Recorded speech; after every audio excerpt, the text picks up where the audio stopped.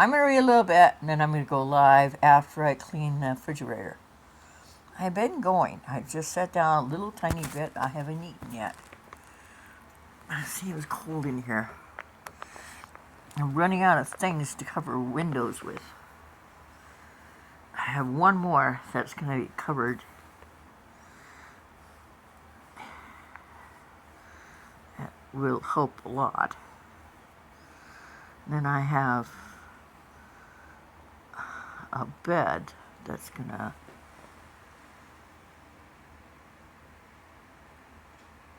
should bring the bed back, I guess, and cover the window with it. I could do that. I don't want to do that. Okay. We started this and then we stopped, so we're going to continue. The Magic Tree House, number 33. Carnival at Candlelight. There's this tree house, and it travels, and it's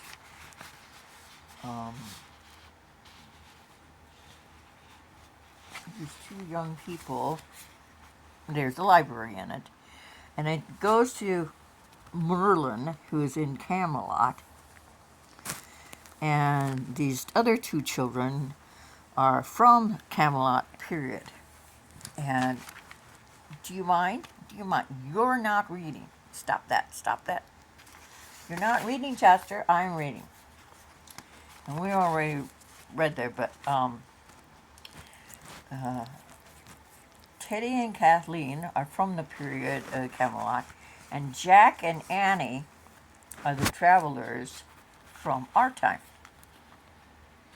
They were waiting for the treehouse to return, and Jack had a dream that the two travelers had returned with the treehouse.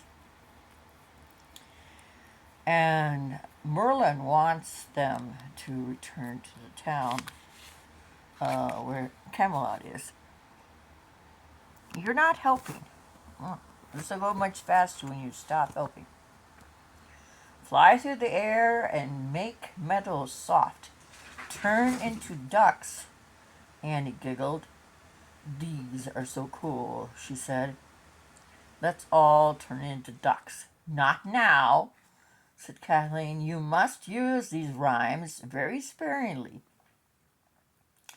There are only 10 rhymes in the book, and each can only be used once. They are meant to last you for 4 journeys. 4? Jack said. Aye, said Teddy. Merlin has agreed that if you can use our magic wisely on 4 missions, he would teach you the secrets that will allow you to make magic on your own. Oh boy, said Annie. Jack put the book of magic rhymes in his backpack. So where are we going on our first mission, he asked. This research book from Morgan will tell you, said Teddy. He took out the book and handed it to Jack. The cover showed a bright, colorful city surrounded by water. Jack read the title aloud. Visit to Venice, Italy. I've heard of Venice, said Annie. Last year, Aunt Gail and Uncle Michael went there on vacation. Aye, 'tis a city that has long welcomed travelers, said Teddy. But you and Jack will travel to Venice of 260 years ago. What will we do there, said Jack.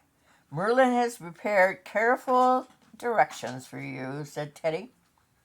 He pulled a letter out of his pocket in his cloak and gave it to Jack. Read this when you are in Venice. Okay, said Jack. He put Merlin's letter and Morgan's research book back into his backpack. Wait a minute, said Annie. If we take the treehouse to Venice, will you guys get back to Camelot? Teddy and Kathleen smiled and helped held up their hands.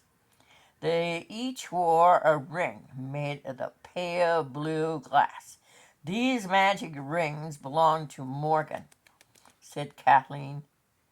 They will take us home. Remember, Teddy said to Jack and Annie, follow Myrtle's instructions carefully. If you prove yourself to be wise and brave helpers, he will call for you again soon.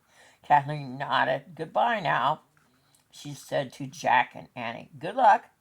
Kathleen and Teddy raised the glass rings to their lips. Together they whispered words too softly to be heard, then blew on the rings. Before Jack and Annie's eyes, the two saucers began to fade into cool morning air. In an instant, they had disappeared completely. I love this writer. I love her. I love her. I love her. Her name is Mary Pope Osborne. She wrote this entire series. They're gone, breathed Jack. I guess it's time for us to go too, said Annie. Jack took a deep breath. Then he pointed at the cover of Vanna's book. I wish we could go there, he said. The wind started to blow and the house started to spin. It spun faster and faster, then everything was still, absolutely still. Chapter 2, Carnival. Annie laughed. Jack opened his eyes. He and Annie were wearing purple and pink outfits with huge ruffled collars. On their heads were funny hats. On their feet were red slippers with big bows. Who are we? Annie asked. I don't know, said Jack. He didn't feel like a wise, brave helper in his red slippers. He felt stupid, as anyone would. Together, Jack and Annie looked out of the treehouse window. They had landed in a small tree. You know, I have 3 cats on my arm. Look. 3 kittens.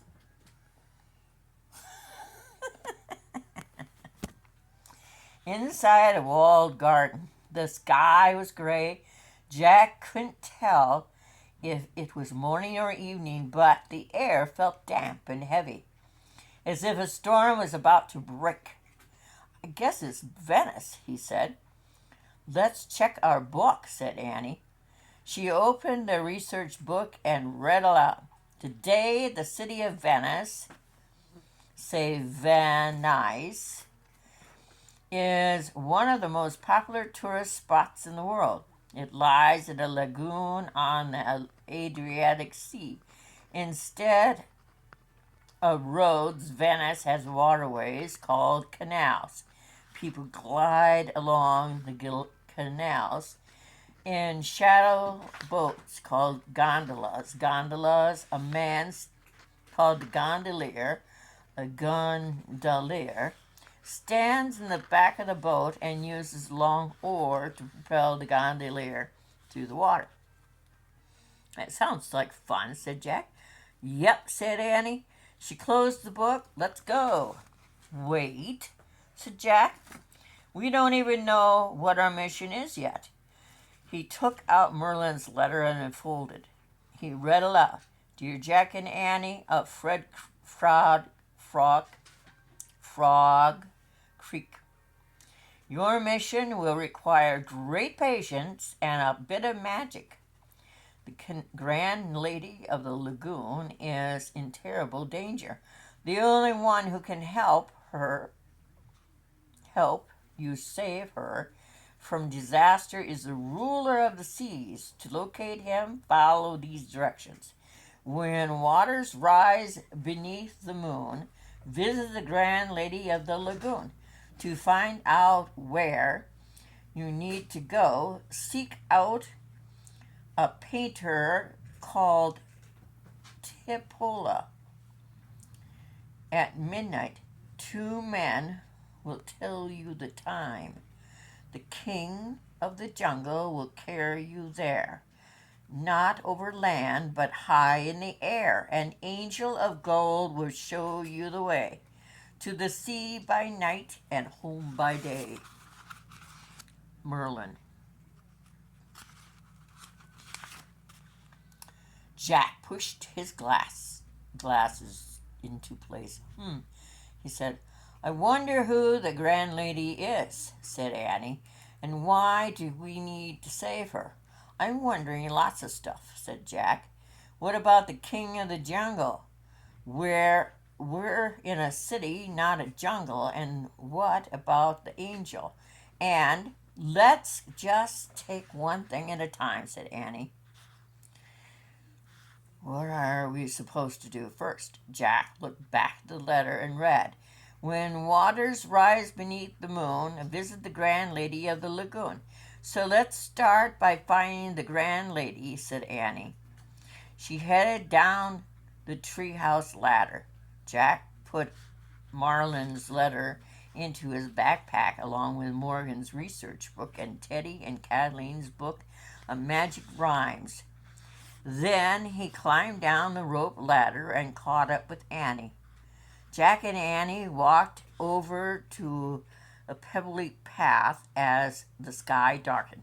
Good thought, Jack said. It's night.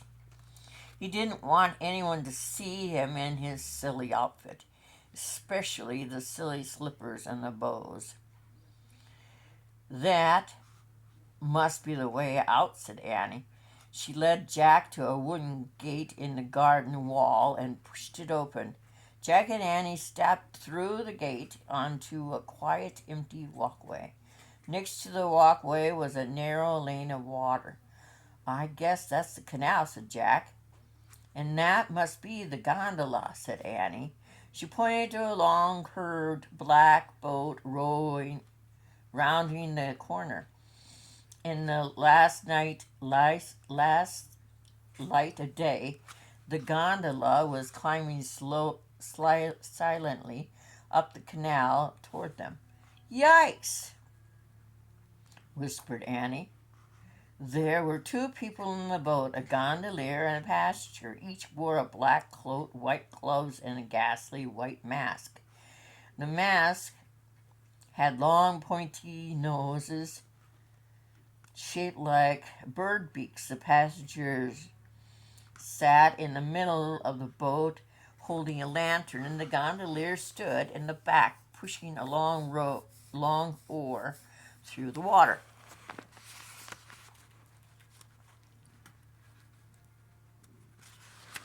Aha, we got a picture.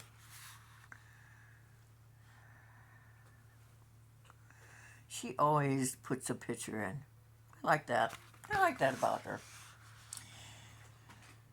They look a lot weirder than us, said Annie. No kidding, said Jack. Hello, the passenger shouted. The person's voice was muffled behind the white mask. Do you need help? Yes, said Annie, shouted back. Can you take us to the grand lady of the lady of the lagoon? Yes, of course. She is back that way, answered the masked passenger. Come. Great, said Annie. She grabbed Jack's hand and pulled him over to the gondola. Gondola rocked a bit as she and Jack climbed aboard and took seats beside the gondolier and the passenger. Gondolier pushed the gondola away from the landing. His long oar made soft splashing in the water as the boat moved up the canal. Jack cleared his throat. Excuse me, he said. Why are you wearing bird mask? For Carnival, of course, said the passenger. That is why you are wearing clown costumes, no? Oh, yeah, sure, said Jack.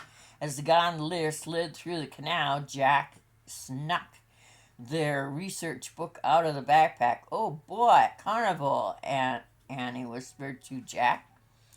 I hope it has roller coasters. I don't think they had roller coasters 260 years ago, said Jack. Jack looked up Carnival in the index. He found the page. Then he and Annie silently read together. For many centuries, Carnival has been the most famous yearly festival in Venice. For Carnival, people disguise themselves as anything they want to be. Rich, poor, male, female, young, old, all are equal during Carnival. Look, that's us, whispered Annie. She pointed at a picture of a colorful costume and a white ruffled collar and red slippers and bows. Yeah, that's them, whispered Jack. He pointed at a picture of a person dressed in a black cloak and a white mask with a bird beak. Jack closed the book and put it away in the gondola. People didn't seem so weird anymore, but he still wondered why a grand lady was in terrible danger at Carnival. As the boat glided around the bend, Jack caught his breath. He saw dozens of gondoliers rocking in choppy water at the wide open canal. They were all decorated with ribbons and flowers, and candlelight from their lanterns danced on the dark, rippling water. Look! That must be Carnival over there, Annie said, pointing. In the distance, thousands of candles twinkled along the shore. Sound of laughter, clapping, shouting, floating over the water. Hold on tightly, said the masked person in the front of the gondola. The tide is high tonight. As their gondola joined the fleet, the boats headed toward Carnival. The wind picked up and the waves grew taller. Jack and Annie held on to the sides of the boat. Jack heard a faint rumble and faraway thunder, and he saw a zigzag flash of lightning in the distant sky. Is a storm coming? He wondered nervously. Is the storm part of the disaster that's going to happen to the Grand Lady of the Lagoon? This is going to be fun, isn't it? Said Annie cheerfully. Sure, said Jack. He tried to shake off his worries as the wind and the tide helped push the gondolier toward the twinkling lights of the Carnival. I'll read some more tomorrow. That's 1 and 2.